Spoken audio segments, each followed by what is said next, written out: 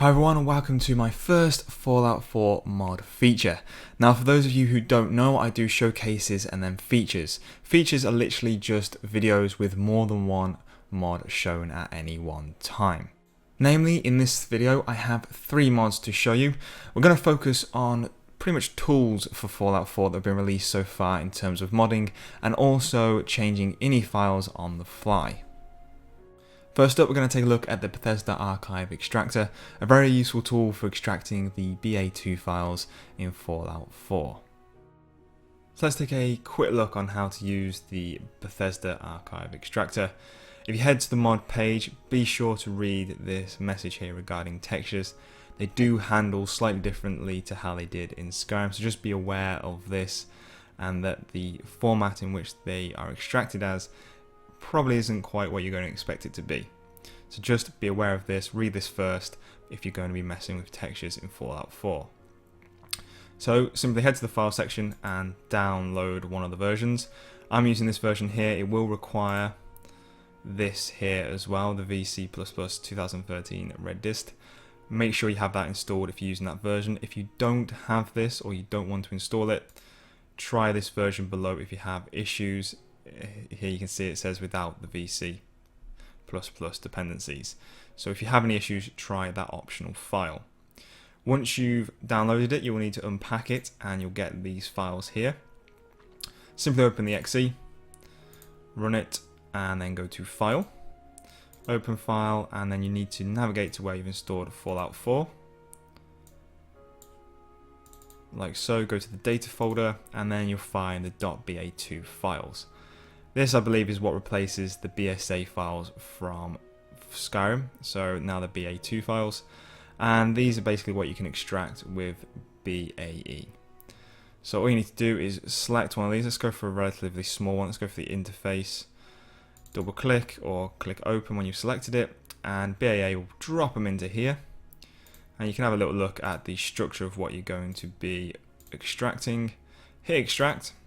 Then choose a folder to extract the items to. I'm just going to put it back into the download that I originally had. I believe it's interface that we're extracting here. Double click, open that up and select folder, and that will extract those files to that folder. And that should have appeared in here. There we go, interface. And now we've extracted all of the things to do with the interface. So we can have a look at these, play around with them, and possibly change them in game. So it's a very useful tool to start you off on modding in Fallout 4. If you are looking at modding, I suggest you check this tool out, get used to the file structure, etc. And also check out Gophers' first video on Fallout 4 mods that he released yesterday, because this just gives you a bit more information about the file structure, etc. and what you can expect from it. Okay, so let's take a look at the Fallout 4 configuration tool. It's a very useful small little tool which will just help you quickly select a few things on and off in Fallout 4.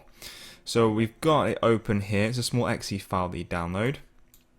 You've got the option to turn mouse acceleration on and off, mouse smoothing, frame rate lock, gamepad support, and also to disable the intro video.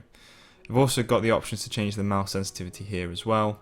And then in resolution, you can select your own resolution, enable the selection, and then also choose whether you want windowed borderless mode. The windowed borderless mode for me helps negate any negative stuttering that I used to get when I first installed the game. I've not tried this since the recent update that came out yesterday, I believe it was. I just kept it on windowed borderless for now. I prefer it anyway because it's nice and quick to tab in and out of the game. Anyway, going back to the tweaks. You can select any of these on and off, and when you've made your selection, if you go down to save, you'll get a nice helpful little message come up here saying that settings have saved successfully. Click OK, and then you can start the game and your settings should be in there. What this mod is also doing is it makes the INI files read-only after they've been edited, which means that when you've loaded up the game, go to the launcher, it shouldn't change any of the settings that you set in this file here, which is really helpful, because obviously you don't want to mess around with this and then go into the game and nothing to happen. So it's really useful that you don't have to also manually go to your INI files and change them to be read-only or writable every time you want to change something. So a very useful little tool. More features are going to be added soon. Hopefully what we'll see here as well is some before and after shots when you select some things on and off, so you can see exactly what's going to happen in game without having to test it for yourself. But yeah, very useful tool, very nice start, and hopefully we'll see more from this very shortly. Okay, so now let's take a look at the NoPlayerVoice mod. This will take away the voice actor for either the male character or the female character, depending on which ESP that you install. You can install both at the same time, however in the startup, the little tutorial at the start of the game, the female character obviously will not speak. So if you want to break the immersion slightly, you won't have any interaction with the other character, depending on which one you obviously use at the start of the game. So I'm going to install the male one because that's what I'm using in my current Fallout 4 playthrough.